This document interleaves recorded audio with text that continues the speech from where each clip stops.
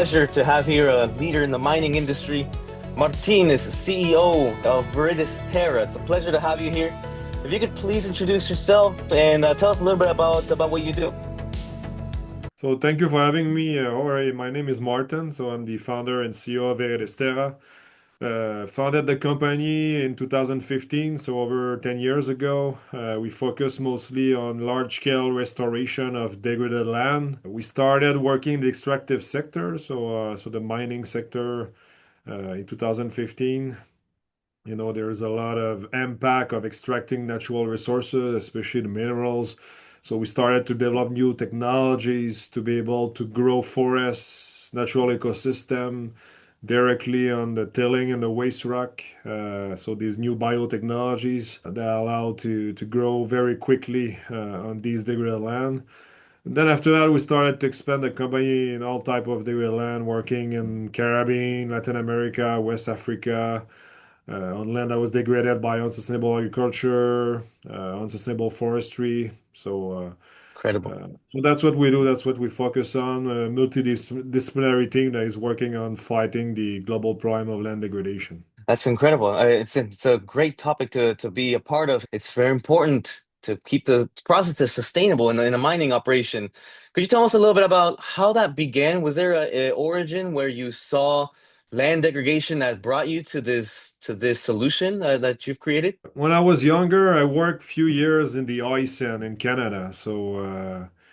And Canada is the top four producer that has the is the top four oil reserve in the world. So there is a lot of operation in West Canada to extract oil for fossil fuel just to for our economy. And then I was working there and I was seeing all the degradation that was happening to get this oil out of the sand and everything. So there has been over 100,000 hectares of land that's been disturbed by the mining. So that's where I started to think about how can we, for sure we need it, our economy need it, but how can we do it more sustainably? How can we bring a solution so that these land has been disturbed, degraded by exploitation of these natural resources will continue to produce in the future, and the population and the local communities that are near to it will continue to benefit from these natural resources and the land they are living in. So that's where I started to think about how can I bring a solution to restore land at scale that will be sustainable and that will create value for communities, the society, and our economy. So that was my main goal after I went to work in construction there. I went back to do a bachelor degree in forest sciences, specialization international, and then I did some master degree in agroforestry and ecological restoration of degraded land. And all the research I've done were focused on gold mines and iron ore mines.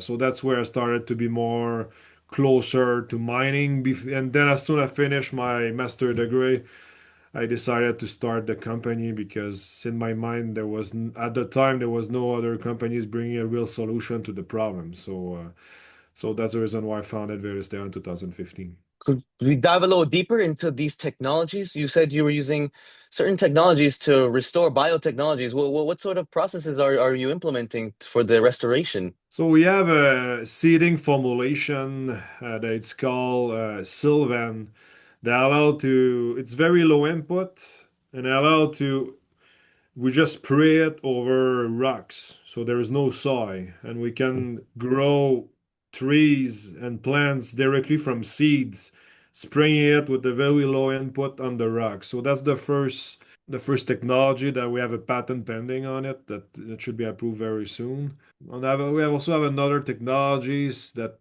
it's called Sustrato, where we use seedlings produced in nurseries, and then we can plant them directly in the waste rock on the tilling of the mine site, and these trees, shrubs, and plant grow directly in the tailings at the same time. And we have also one that's called microlinion that is more focused on cuttings. So it's to establish micro cutting. So it's woody living plants that we establish directly on the land. Like in Canada, we use a lot species like willow. So there are pioneer species that are allowed to develop the ecosystem.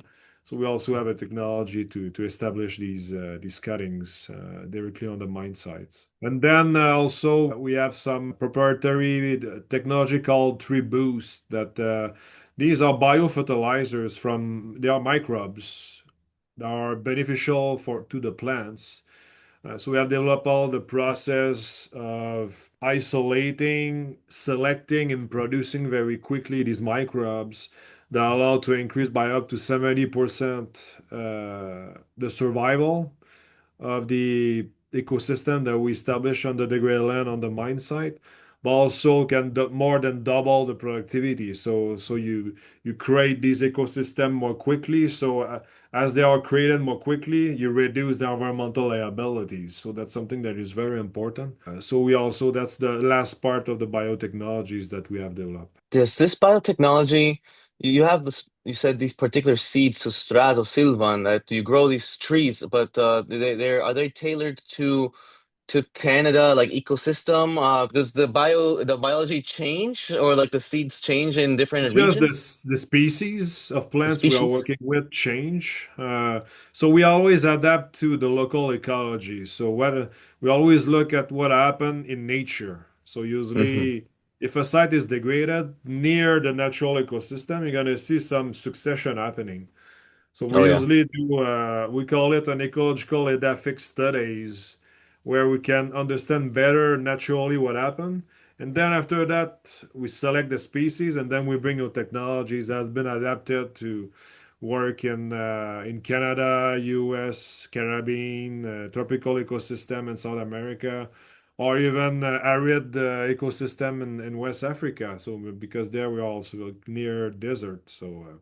Absolutely. And you have a patent pending, so it's more on like the novel side. It's definitely a newer process in this industry. Are you seeing any challenges with potential prospects or mining operations adopting these like novel processes at all? But usually, what happened is in the past, companies, what they were doing, they were just putting a green cover as soon as they are Okay. done extracting. But with this traditional approach, with the green cover, which usually agronomic species, like if you like just go plant a agricultural field. But what happened is we saw that within 5 to 35 years, there's a degradation happening. Hmm. So it's not sustainable. Yeah. So that's where we bring the ecology part with the natural species and the natural succession happening. So you don't have to go back after 5, 10, 15 years. So you take the liabilities, environmental liabilities more quickly. So the challenge we saw so far with the company is usually you need to do a little bit more investment at year zero, but you don't have to go back after 5, 10, 15 years. So that's a big advantage because right now the government, for example, in Canada, like Ontario has over $11 billion of mining environmental liabilities. Quebec is it's over 3 billion. If you think about Alberta, where you have the oil sand, we're talking about over $200 billion of environmental liabilities. And the Oh yeah. government, because of past approach that were not sustainable, they decided not to take these land back anymore from the mining companies. So because in the past, after 5 years, if the site looks pretty good, they just take the responsibility back. So that's the reason why these government now have a lot of liabilities, and but they don't take it anymore. So if the mining companies don't do the the restoration right at the beginning, they will have to go back every few years to do some correction, maintenance, and redo the restoration. Right now, we are working on some sites that were restored like 15, 20, 30 years ago, but we have to do like 80% of the site has to be re-restored Yeah. another time, like nothing had happened before. So that's what we are fixing that problem, so you don't have to go back anymore. But because there's more investment to be done at year zero, sometimes in mining companies don't like to do that investment up front. So that's a challenge that we have sometimes with these mining companies. At the Absolutely. same time, they get more and more social pressure from the local communities that many of them start to go beyond the government legislation because they want to make sure they maintain their social license. They get and maintain their social license so the local communities will allow them to no problem to continue operate. So that's a good news because these companies are I call them probably the most progressive. They are starting to show a way where in the future mining will be done more responsibly. And Hmm. when you look at in the world right now, with the transition that is happening from fossil fuel to renewable energy, we need 5 to 10 times more minerals to be able to produce the same amount of energy Oh uh, yeah. when we use renewable energy. So that means it's more copper, more iron, more rare earth, more critical minerals, so all of these, that means we need more mines. But a lot Oh of yeah. project around the world right now, they are greenfield project. They cannot get their social license to operate because of past experience of these local communities that they don't want to work with mining companies anymore. Because in the past, the mining companies were coming like for 10, 20, 30 years. And as soon as they're done mining, they just go away. And Oh yeah. then the communities are left with no economy anymore because the main source of revenues, that was the mining, is not there anymore. And then they have Ruins or contamination, contamination. degraded land that they cannot use anymore to produce food or timber or other natural resources. So they still remember from past decades what happened. So that bring a big push toward it's harder and harder to get a new mining project going. So that's where a company like us can support mining companies from day one as they are starting to plan the project to the end of the closure, the mining site, so that we ensure that the benefits they have net positive impact on all levels, social, environmental, economic to these communities. So when they are Mhm. gone 30 years later, the economy is still better than it was before the mining come in.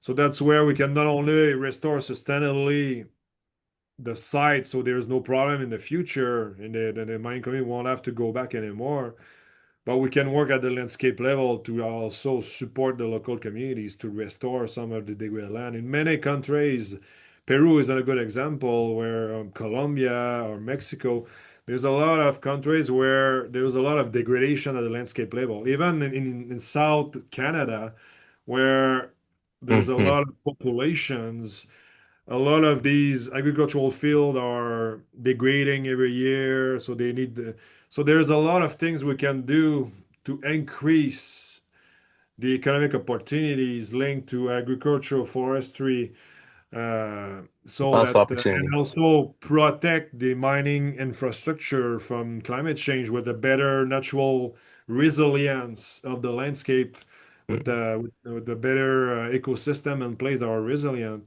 so that there is no reason why these communities will not accept that these mining companies will Mhm. start a new project there. They would absolutely adopt it. I mean, it's not just environmental, it's social, as you said also.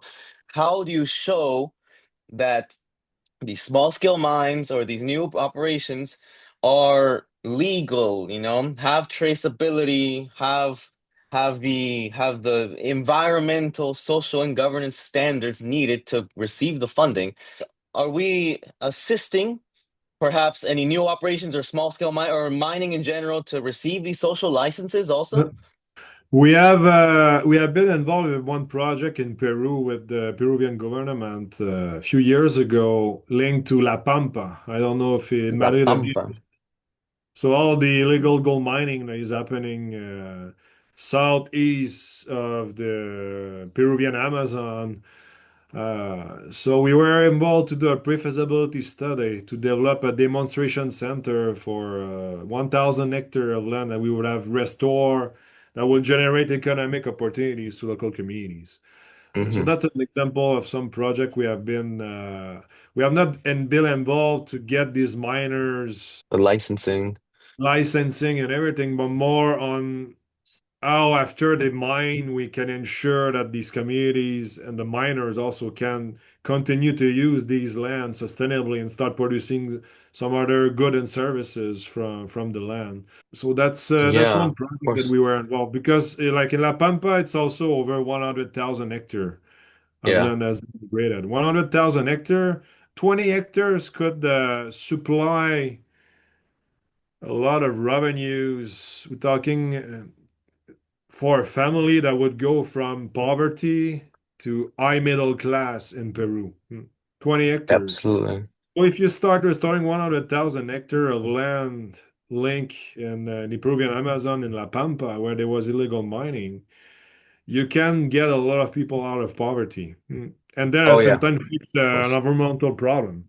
Be to have a mix of public and private investment. So it's there's a lot of risk. Hopefully, this project will go into more implementation in the future. But that's Absolutely. the kind of project we have been involved. Some mining companies that we have worked with in West Africa, there was some small scale mining from local people. So we also have supported some of these communities and better doing the extraction of the minerals, so the impact on the soil and the land will be smaller. So that's something that we did some advising on this side, Hmm. uh, but not so much so far. I think there's a lot of more space to be involved, but it's always about who's gonna pay for it. The Of course, challenge yeah. with small scale mining is that you don't have a big corporation that have the money to finance the planning and the activities of restoration after that. So it get more challenging. Of course, it's a challenge for these small scale miners because like they're basically have like their challenge is funding. ViridisTerra is their partners are more like are already larger operations or larger mines. Like who are the typical ViridisTerra customers or the prospects? In the mining sector, we have the first the government that have environmental Government. liabilities in the Hmm. past. So that's the first clients. Then after that, we have the large corporations that are on the stock market in Canada or US. So the biggest gold producer in the world, iron ore. So these are usually have mining site in many places in the world. Oh So yeah. many countries and then we also have some junior companies. So usually startup that are starting their first mine site, starting very soon the operation, and they want us to support them with strategic restoration plan and everything in advance, and then support them with the whole cycle of the mining operation. So we get these different type of companies Yeah, that of we have been course. working with. Yeah, of But usually course. our biggest clients are the large mining corporations. Yeah, But more and more large one thing scale. is important in mining is usually it's very decentralized. So you start Hmm. working with a big corporations. It's not going to open working with them in all different mine sites that they have around the world. You need to go directly from one side to the other to present what we offer and get the contracts. Absolutely. Absolutely. Any particular reason, or how did you guys stumble into Peru? Any reason why you chose Peru as a country for this model, and what lessons from this country should global miners operations pay attention to, or maybe perhaps not do? One of the reasons why we opened a subsidiary in Peru in 2019 is that we wanted to start to do large-scale forest landscape restoration projects in the Amazon. So there was a lot of land that was degraded by slash and burn, unsustainable agriculture, and Peru had an objective to restore 3.2 million hectares. So there was a governmental goal to be Right. reached. The Peru is also uh, is the one that instigated the movement to restore millions of hectares of degraded land as a mean to fight climate change. Mm. It was in 2014 at COP20 in Lima. So the climate change COP was in Lima in 2014. Uh, so they were more advanced in the market than most countries. Even when you look at the carbon market right now, they are more advanced to supply Corsia or the Article 6 for carbon removal credits than most countries because of the system they have put in place in the country. And for us, it's always important to monetize the natural capital that we create. So it can be either from the carbon we remove, the biodiversity we create, because we can create biodiversity credits, the commodities like the agroforestry commodities, like agri-food products, timber, medicinal plants, all of that. So we can, it's not a cost when we restore, but an impact investment that generate returns. And so a lot of these more environmental commodities like carbon and biodiversity, Peru was more advanced than a lot of countries around the world. So that's some of the reason why we chose to start working in Peru. But when you look at the mining sector, the restoration and closure is less advanced than Canada in the legislation and all of this. So we tended to do a lot more project of restoration, mine restoration in Canada than we did so far in Peru. But Hmm. I'm sure it will change in the coming years because I know Peru is working hard to increase the rules and the legislation, so to ensure it will be more sustainable in the future. The world is definitely moving to a more sustainable, environmental friendly place. Any potential new projects, that you can speak about on a high level, or new regions that we're looking for business Yeah. growth or expansion in ViridisTerra? But I want to bring the business model we started to develop for mining, and we want to bring it to all type of infrastructure projects. So I think that's one of the Okay. main goal that we have to get in and into any infrastructure project, any infrastructure project that either in mining or building roads, Right. trains, renewable energy. They all have impact on biodiversity. They all emit CO2. They all have impact on communities. And our goal is to make sure to be able to bring a solution to all these developers that develop these infrastructure projects so they can reach net zero, gain in biodiversity, and create impacts for the local communities, ensure they have the social license. So that's one of the main goals that we have for It's great. 2026 to start to bring that solution into all type of infrastructure projects. Any particular priority, like are we looking more into the construction or engineering, like anyone in particular or a We are conversation we're having? still analyzing that right now, so it's Hmm. we have not made a decision yet. Yeah, sure We will thing. probably focus more on some project that have a challenge that is not able to get the social license. That's So good. that can be any type of projects. Can be a Yeah. pipeline, can be a train, can be well, any of these projects that have that hard part where they don't have the social license, and it's blocking the project going forward. But at the same time, they have rules to follow to reach net zero and nature positive. Hmm. So Oh that's where yeah. we will focus, knowing that they will need the most or support to get the project going.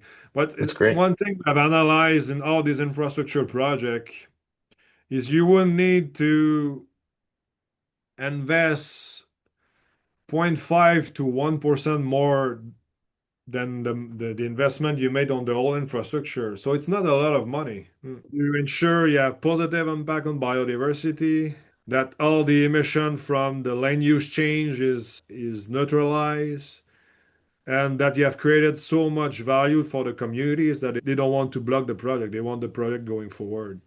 So 0.5 to 1% is almost nothing to ensure you get the social license and you don't have any problem with getting the project going. So that's Absolutely. the focus where we are working to show that to these projects to ensure. So, for example, some hydropower line between Canada and US are blocked right now because local communities they don't get any benefits from it. Mm. Because it's Oh just a yeah. line going to, example, from Quebec to New York or Quebec to Boston. But but between them, these people don't benefit except they get those big lines going through the landscape. So by bringing this project, you can fix a lot of problems that are very costly for these corporations or developers that are bringing this project, that are trying to get this project going. It's very interesting. Yeah, that's very interesting because it's always great to have a different perspective. It's education is really important, but it's what's really important is listening, listening to the parties affected, what exactly it is that they desire, their desired outcome, instead of pushing a generic, solution. What is exactly like the desired outcome in the office or around the team? Has there been any talk at all about any new innovations, as in potentially artificial intelligence, and how that could potentially help you guys in your current or new endeavors? We know that we need we started in 2020 to develop a digital platform. Digital The goal platform. was to automate all the restoration operation in the field. We still believe that that platform will play a very important role for us to be able to scale in the future. For Hmm. example, if you support a train infrastructure project between Toronto to Quebec or between two big cities, a few big cities, you need to go through thousands of different landowner to build that Oh yeah. train rail. So you have impact on thousands of different land lots that is owned by different people. To be able to do this project at scale, you need to have a standardized system that automate everything so you can scale more quickly. So a big focus for us is it's that platform in the future so we can scale more easily your operation. Absolutely. We had to put a hold on that platform in the last 2 years due to market condition that was harder, so we needed to reduce some investment. We're doing it, but we still believe that platform will be key to supporting all the project we want to support in the future. It's something very special because we're speaking about mining, but it really can go into any industry. Let's say you have investors in Canada and you want National Instrument, the 43-101 standards of reporting. But what if you're in the United States or you're in Australia or any other, or in Peru, who they don't have a reporting standard? Is there a particular priority in terms of data, that tracking or process that you see to have the most value with the artificial intelligence helping, or the common data environment that you were mentioning, like the platform? But it's to follow the development of the ecosystem, so you can make better Traceability. decision on restoration and maintenance after that Oh yeah. management. So so I think that's the key there, and then you are able to share all this information to all the stakeholders involved. So I think that's where if you can follow the ecosystem, you can develop better project, make better decision. And also, when there are problems, you can identify them more quickly. Because we don't buy the land, we work with the people. Oh So you yeah. start working with hundreds to thousands different families, landowner, different types. Some are business, some are professionals living in the cities, some are farmers, some are business owners. So some Oh are yeah. large corporation, and then being able to analyze this data more quickly, it make it a lot easier to manage also the relationship with these people and make sure everything is going well. The most important, especially with social work, say it's so important. They need to identify themselves with the mind. Local communities, how do they accept you, if they don't feel as if they belong, or as it's part of their lives? If someone wanted to connect with you to talk more or learn more about yourself or ViridisTerra, how could someone find you? What's the best way to get in contact? They can find me on LinkedIn and ask me to Great. connect. You can also send us an email at info@viridisterra.com. So Great. we'll be able to reach out to them after that and look for opportunities together. Amazing. So yeah, we'll leave the email down there. We'll leave the LinkedIn. We'll leave the website as well. Martin, it's a pleasure to have you here with us. I'm sure we'll see each Thank other you. again. here on the podcast. And thank you so much for taking some time to hop on this call with me. Thank you. Have a good day. Talk to you All soon. right, excellent. And thank you to our audience. Have a great one, and we'll see you in the next week. And thank you all so very much. And thank you to our audience.